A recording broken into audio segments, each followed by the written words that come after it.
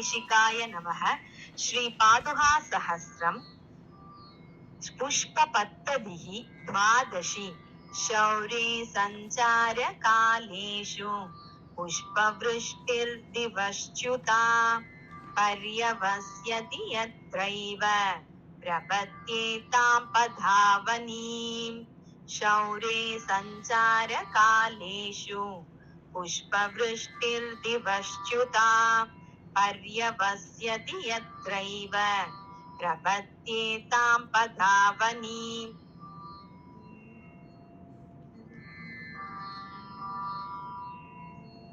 दैवतं मम जगत्त्रयार्चिता दिव्यदम्पतिविहारपादुका पाणिपादकमलार्पणात्तयोर्या भजति अनुदिनं सभाजनं। तव रङ्गराजमणिपादुनतो विहितार्हनसुरसरित्पयसा अवतंस चन्द्रकलया गिरिशो नवकेतकिदलं विवार्पयति। कुसुमेषु समर्पितेषु भक्तैः त्वयि रङ्गेश पदावनिप्रतीमः। षट्कोपमुनेस्त्वदेकनाम्नः सुभगं यत्सुरभित्वमस्य नित्यम्। पदे परस्मिन् भुवने विधातुः पुण्यै प्रसूनै पुलिने सरैवाः मध्ये च पादावनि सह्य सिन्धोः आसी चतुस्थानमिवार्चनं ते। तवैव रङ्गेश्वर पादरक्षे सौभाग्यमव्याहतमाप्तुकामाः सुरद्रुमाणां प्रसवै सुजातैरभ्यर्चयन्ति अप्सरसो मुहुस्त्वाम्। निवेशितां रङ्गपते पदाब्जे मन्ये सपर्यां मणिपादरक्षे त्वदर्पणात् आपतितामपश्यत् गाण्डीवधन्वा गिरिशोत्तमाङ्गे। पत्राणि रङ्गनृपतेर्मणिपादरक्षे द्वित्राण्यपि त्वयि समर्प्य विभूतिकामाः पर्यायलब्धपुरुहूतपदा शचीनां पत्राङ्कुरानि विलिखन्ति पयोदरेषु निर्वर्तयन्ति तव ये निचितानि पुष्पैः वैहारिकान्युपवनानि वसुन्धरायाम्।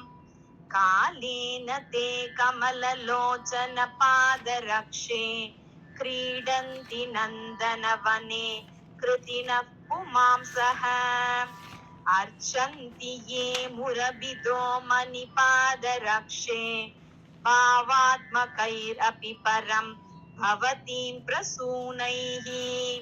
मन्दारधाम सुभगैर्मकुटैरजस्रं बृन्दारकासुरभयन्ति पदं तदीयम्। अस्पृष्टदोषपरिमर्शमलङ्घ्यमन्यैः हस्तापचेयम् अखिलं पुरुषार्थवर्गम्। चित्रं जनार्दन पदावनि साधकानां त्वय्यर्पिता सुमनसः सहसा फलन्ति। बन्धारुभिः सुरगणैस्त्वयि सम्प्रयुक्ता माला विभाति मधुसूदन पादरक्षे विक्रान्त विष्णुपद संश्रयबद्ध सख्या भागीरथीव परिरम्भन काङ्क्षिणी ते। ये नाम रङ्गनृपतेर्मणिपादुके त्वाम् अभ्यर्चयन्ति कमलैरधिकर्तुकामाः आरोपयत्यवहिता नियतिक्रमात्तान् कल्पान्तरीय कमलासन पत्रिकासु त्वय्यर्पितानि मनुजैर्मणिपादरक्षे दूर्भाङ्कुराणि सुलभान्ययत्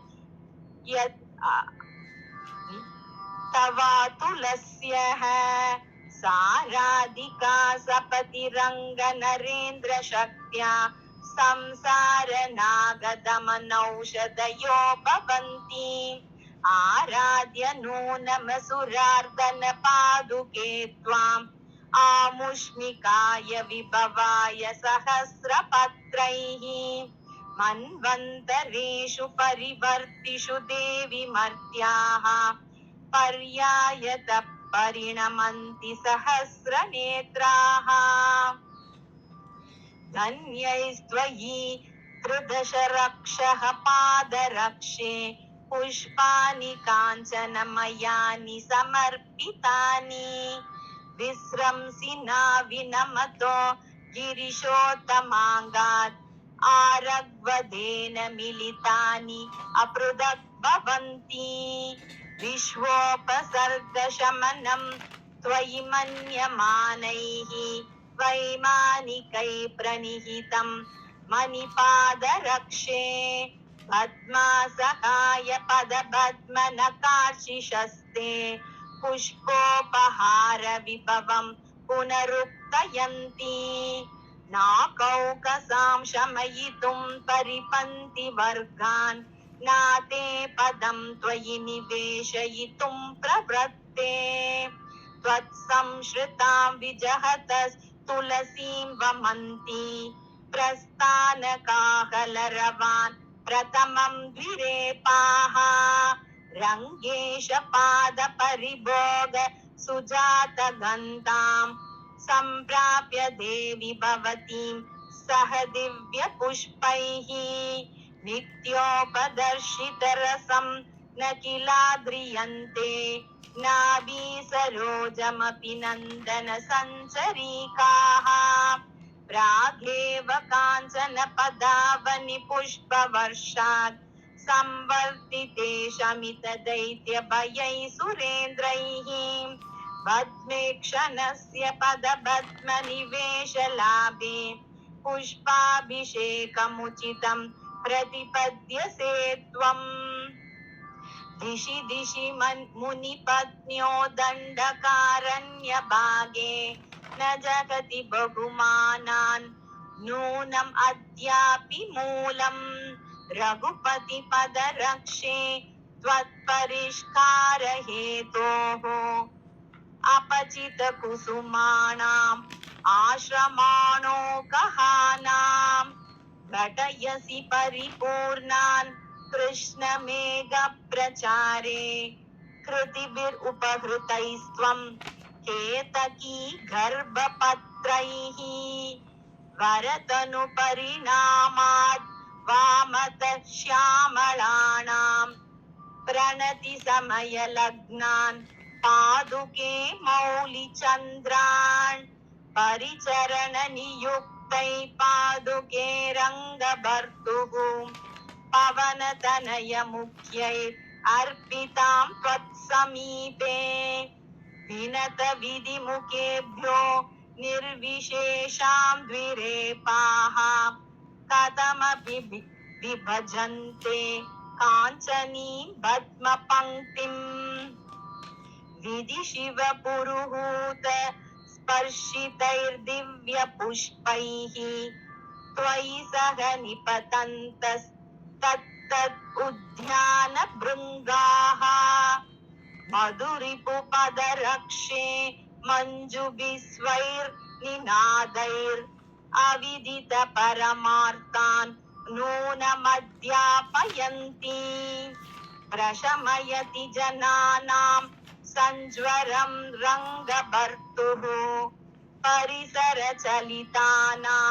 पादुके सामराणाम् अनुदिनम् उपयातैर् उत्थितं दिव्यपुष्पैः निगमपरिमलं ते निर्विशन् गन्धवाहः अखिल भुवन रक्षा नाटिकां दर्शयिष्यन् अनिमिषतरुपुष्पैर् अर्चिते रङ्गमध्ये अभिनयम् अनुरूपं शिक्षयति आत्मनां त्वाम् प्रथमविहितलास्य पादुके रङ्गनाथः अगलितत् निजरागां देवि विष्णोपदं तत् त्रिभुवनमहनीयां